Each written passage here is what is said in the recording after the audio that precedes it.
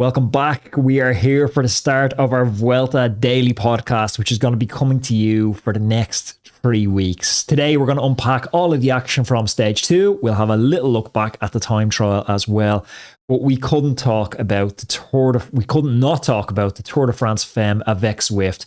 Alpe d'Huez finished today. Kasia Niewiadoma versus Demi Vollering, the closest Tour de France finish in history. We're going to dive into all that in 1 second. First, a quick word from our sponsors, Whoop. Whoop is a wearable health and fitness coach that provides you feedback and actionable insights into your sleep, your recovery, your training stress, and your overall health. It gives you an insight into what's going on with your body. These scores really help inform my training. They tell me when I can push hard and when I need to back off. We're hopefully going to have the rider data from inside the Vuelta a España from the Whoop athletes during the Vuelta, so I'm looking forward to seeing that. But we do have an amazing gift for all of our listeners for tuning in and supporting the podcast. Every single person here can get a free month of access to Whoop on me. To do this, all you need to go is to the link join.whoop.com/roadman. join.whoop.com/roadman. No strings attached. The link to that is going to be in the description down below. Let's dive into the show. Sarah, that was crazy. It was amazing. I didn't get to watch as much of last year. I did a daily episode on the Tour de France Femme avec Zwift, and it was so cool to get to know all the riders. And this year, unfortunately, I didn't get to watch as much. Did tune in for a lot of today's stage. We knew that coming into the race that it was going to be close. These women don't just lie down; they fight to the absolute bitter end. It was amazing. Yeah, Vollering's attack over the Glandon when Kasia couldn't follow. It looked like the writing was on the wall, and all the way down then we were counting it. Like, I can't wait to see the memes, because the closest Tour de France of all time was friend of the show, Greg LeMond in 1989. We have those iconic images from the Champs-Élysées as LeMond is across the line, Fignon's waiting to come in, and they're counting down 8 seconds to win the Tour de France. This was equally as dramatic, and was it 4 seconds in the end? It was 4 seconds. It was as dramatic, but unfortunately, and as much as I absolutely love the coverage that we get of the races, of the riders, it's really exceptional. We were a little bit in the dark, and we were kind of commentating that. We were saying to each other that it was pity the commentators didn't really have kind of a virtual GC standing as it went along. Now, I know it's very difficult to do that in the moment. Things are happening very, very quickly, but these... The producer needed to whisper in his ear. The producer needed to come in and be like, oh, this, give this time gap out, because we were kind of a little bit... Well, as spectators, we were trying to do the maths on, because going into the stage, the gap was, so Niewiadoma had the yellow jersey and she was 27 seconds ahead of Puck Peters. But the one that really matters for this finish, it was Demi Vollering in 8th place at 1:15. And also Royakers at 1:13 seconds. They were the big characters. They were the two that were up the road, and Kasia Niewiadoma was chasing. But the problem with all that was, we're also trying to calculate then in real time what the gap is, and adding in the bonus seconds of 10, 6 and 4 on the line, and trying to do the maths ourselves. My brain was fried. Yeah. It was super tense, anyway. But it could have been more tense if the commentator played it slightly different. Yeah, it was just so, the whole thing was absolutely amazing. Look, everybody loves Kasia Niewiadoma in the peloton. She gives a lot to the sport, as does Demi. Demi is another one she's probably the most famous female rider at the moment. Just signed a huge deal with Nike for many, many years. So it's great to see these people getting paid, and the appreciation of all the hard work and effort that they put in. So, we went in. She managed to keep that 4 second gap over Demi Vollering. Demi attacked on the Col de Glandon, and in the interviews after, Kasia said that on that climb she was having these really, really serious moments of doubt and pain. Well, she couldn't follow. She couldn't follow, and she was just kind of thinking, wow, this could be all over for me. And she managed to just kind of fight. I mean, if you want to see true pain face, you think you're giving it all on your group ride on a Saturday when you go out the spin and you're trying to stay in that wheel in front of you. You want to see your true pain face, go check out the last 10 minutes of the race, because Kasia was in the hurt locker, so was Demi. And so with Demi, we had this other rider, Paulina Roykers, sorry, my pronunciation's probably completely off there. Another Dutch rider, she's with Phoenix de Koning. So they were very, very close to actually beating Cassia. And there was this, as per usual, cat and mouse. Who's going to ride? Who's not going to ride? There wasn't much cat and mouse. Demi done 99% of the ride. But she was kind of saying, she was constantly turning around to Paulina saying, come on, do a turn. And they're both Dutch. They're both Dutch, yeah. They would have they came up together in the race scene. So Neodoma started that climb about 43 seconds behind that front duo. And as I said, she fought tooth and nails to defend her lead. And in the last kilometre, we saw another rider, Evisha Music. She's an FDJ Swiss rider. She's a French rider, so she was kind of in front of a home crowd. She was really, really fighting hard for third place on the stage today and kind of go up a little bit, which she got, exactly. So that whole time, Cassia was trying to really encourage Evisha to do a little bit more riding for her. And then eventually Evisha pipped Cassia on the line. Now, there was huge drama, wasn't there, for about 20 seconds after? For me, I seen criticism online of Roy Akers that she should have relayed a bit more with Demi. Demi, I think she done the classy thing. When you have better legs, when you're riding for the Tour de France overall, you just ride. You can't keep constantly turning around and pumping the brakes trying to get someone through. Like, they'll ride if they want to ride. Well, that's it. If they had started doing that, if they'd started messing around at the front, Cassia would have...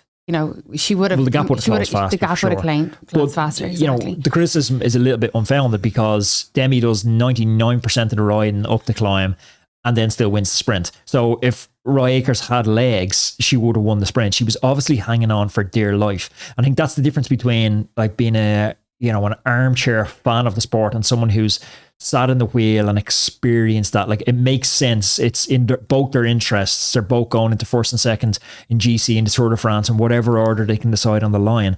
But if you can't ride, you can't ride. You're just pinned. I can't ride. I can't come out with a wheel. I want to help you. I can't. Yeah. It would have been very interesting if the time, so Evisha Music got the four extra bonus points. Seconds. That could have all gone completely wrong for Cassia because she just beat her kind of on the line in the last sprint. If she really needed those points to hold on to the win. So it was absolute drama and it was absolutely amazing. And the Tour de France Femme is here for a long time to stay. We move on to the time trial? Yeah, okay.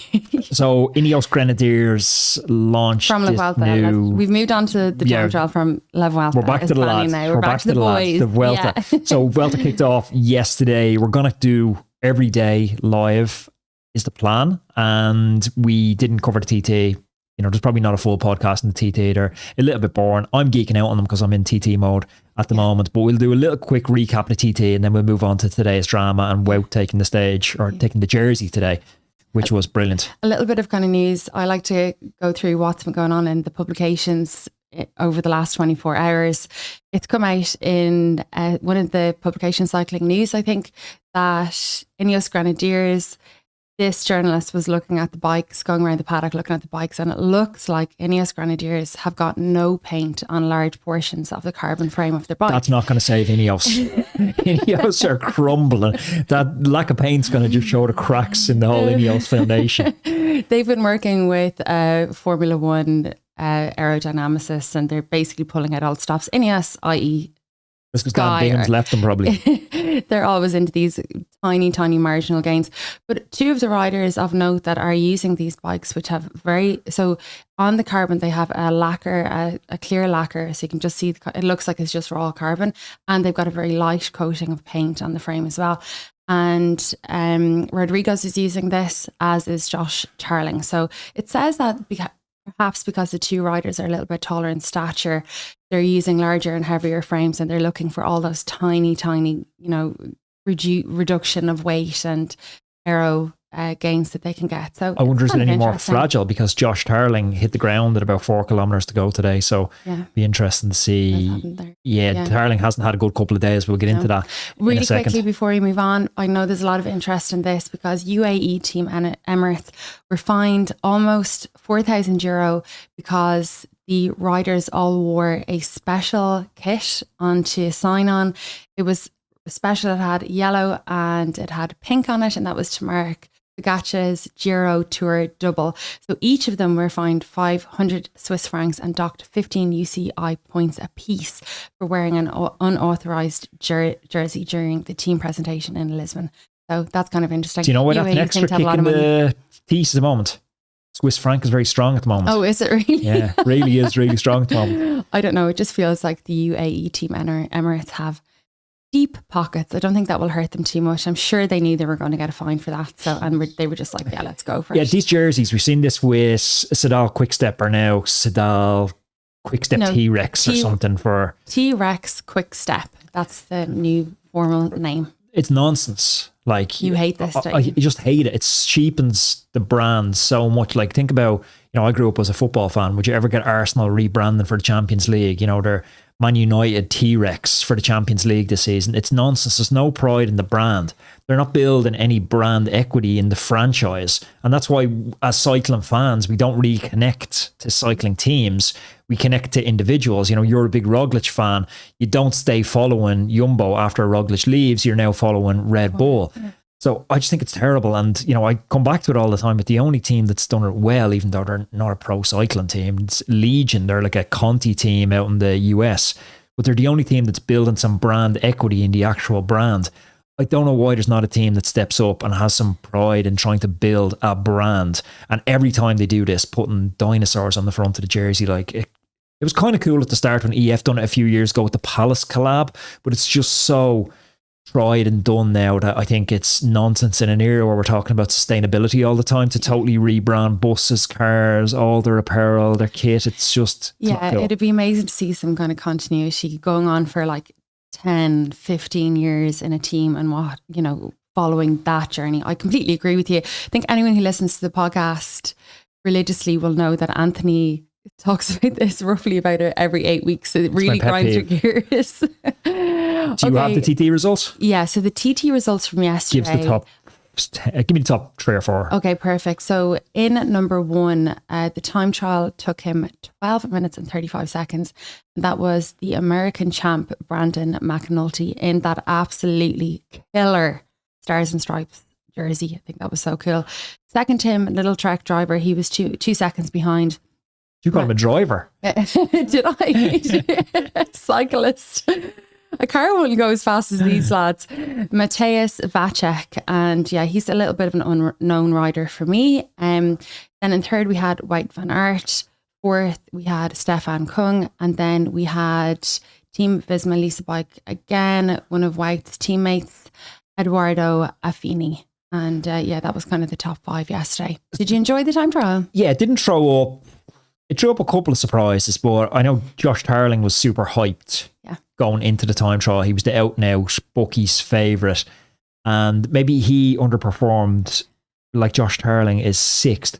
The problem with this stuff is we're not close enough. Occasionally, I get a glimpse to be close enough. I chat to a rider, chat to his team, and be like, oh, how's so-and-so going ahead of the race?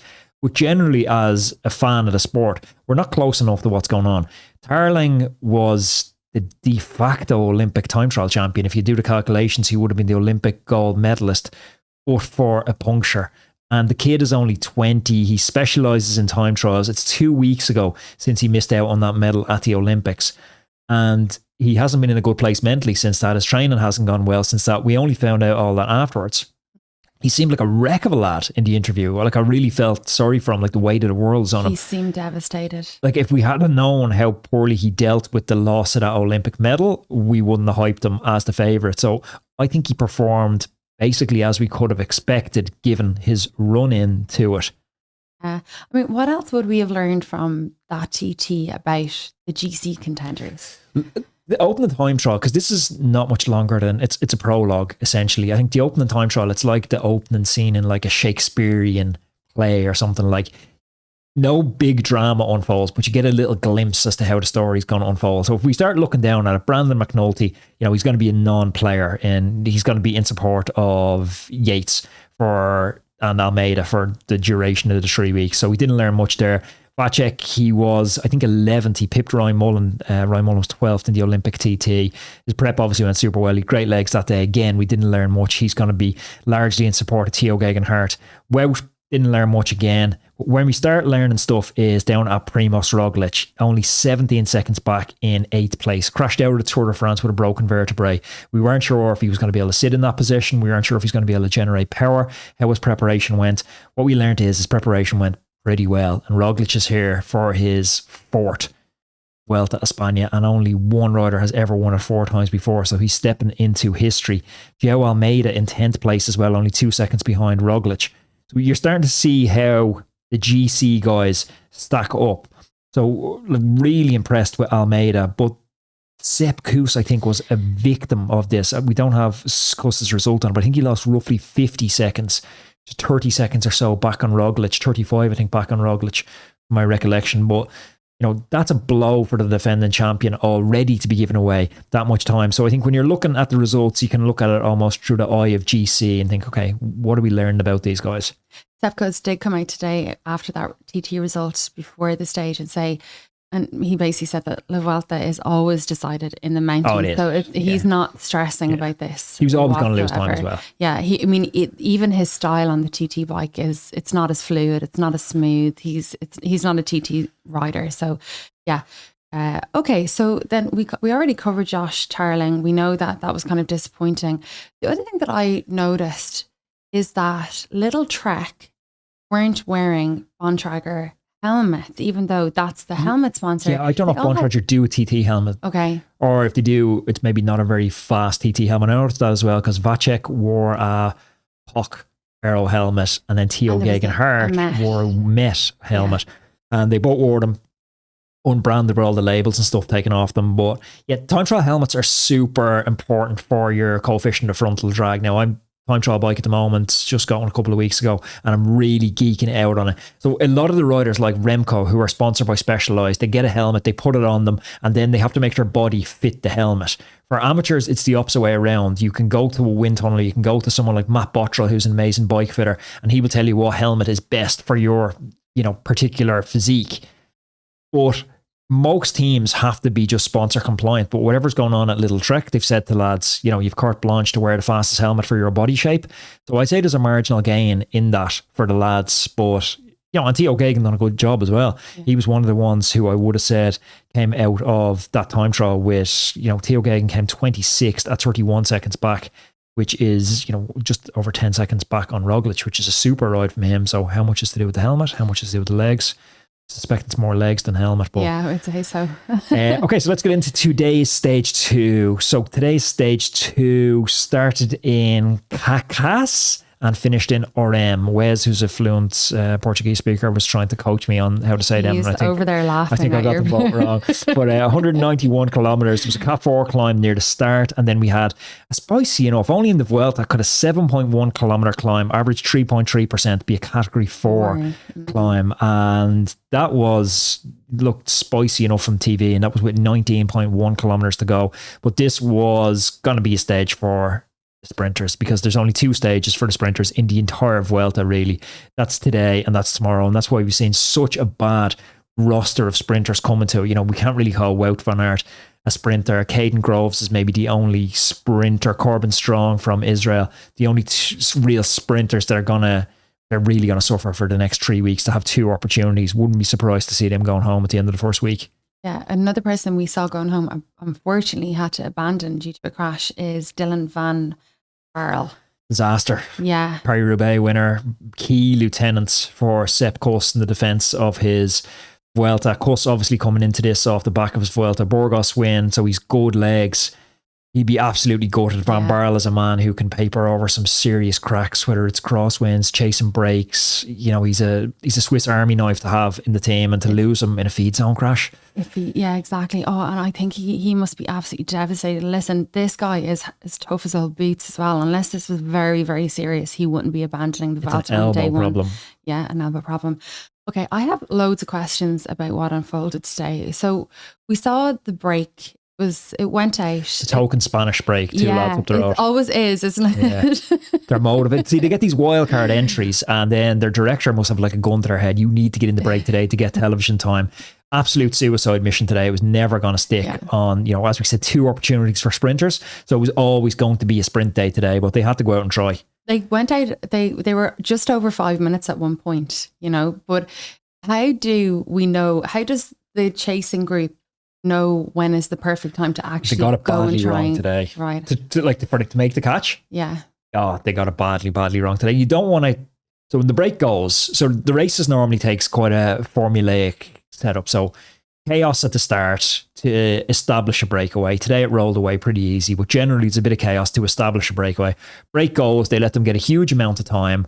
They can chill in the bunch for a while, and then they start the process of reeling them in. Ideally, you want to catch them as late as possible when the speed is as high as possible to avoid a counterattack. Because the last thing you want after chasing two guys up the road, so you know, Visma Lisa Bike took a lot of responsibility for Wout van Aert today because they suspected he could take bonus seconds, which will put him into the jersey. And that's why they took a lot of responsibility. Exactly, yeah. So they rode all day and they really backed Wout. And Wout's one of the best riders in the world for saying, back me and I'll deliver. And because he does every single time. But they're on the front all day. You know, they've riders up there just tapping out a rhythm like Hessing. Van Barle would have been important before he crashed. Just tapping out a rhythm all day to control that break, to bring it back. The last thing they want is, that was caught at 50 kilometers to go. The last thing they want is now a counter going with Soler and these guys, which almost happened. Yeah. Because now you get 4 or 5 fresh legs up the road, and trying to bring that back, it's a lot more strenuous than bringing 2 riders who've been out there cooking for 190 kilometers. Yeah, because there was a few people in that. That's why they had to close it down fast. Yeah, that's a forest fire. Like, that could have been a team time trial effort away from the peloton at that stage. Like if 4 or 5 lads go away with fresh legs, haven't sat in the bunch all day, it puts a strain on Lisa Bike to control that, and especially with a lack of sprinters teams as well. They're going to get some help from the other 2 sprinters teams, but very little because everyone knew Wout wanted the jersey today. So you need to put out a forest fire fast. So the best way to stop a forest fire is to stamp out that spark before it even gets going. So that's what they were doing, making sure anything that went, like that move with Soler, I think Stefan Kung tried to jump across to it as well, that had to come back fast before it got established. So they really got it wrong today. I think that was almost accidental because the guys up front weren't as strong as maybe they anticipated, and the speed kind of ramped up in the run into that intermediate sprint as well, which shut it down almost accidentally. That intermediate sprint, it was the 2 kind of main sprinters of La Vuelta.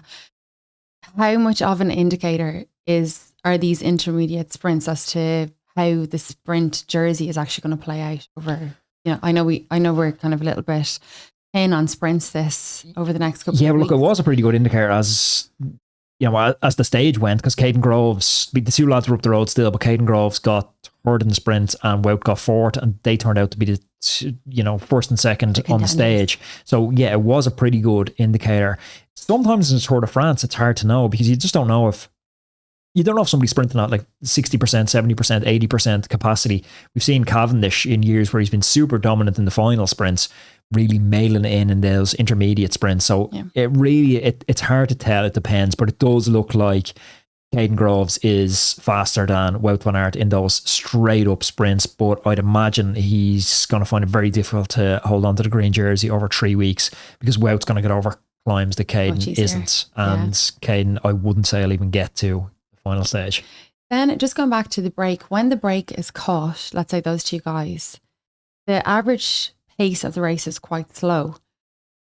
What's motivating teams like Lisa Bike, Deceuninck to ride from 50 kilometers out, because the pace kind of slowly increases? What's the motivation there? Why don't they just go until 10k to go and then ramp it up? It's position really is the thing. So you're riding, and we seen at one point it was one of the UAE riders looking across to one of the Visma Lisa Bike riders, and he just gestured to him like, slow down, because they both had road position, and it's like, you don't need to be drilling at 350 watts on the front if you have road position.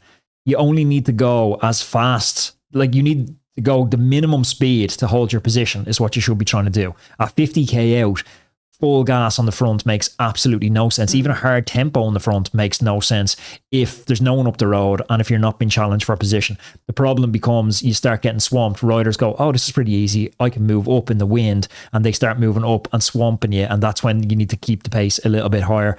But also you want to keep position into Spain, and the Vuelta is notorious for these wide highway sections, but then the wide highway sections inevitably exit into a narrower road, so you could go from 4 lanes wide to 1 lane wide very fast. So you need to have position into those as well. So you're not caught at the back of that and get that elongated elastic effect, because it's really hard to move up then.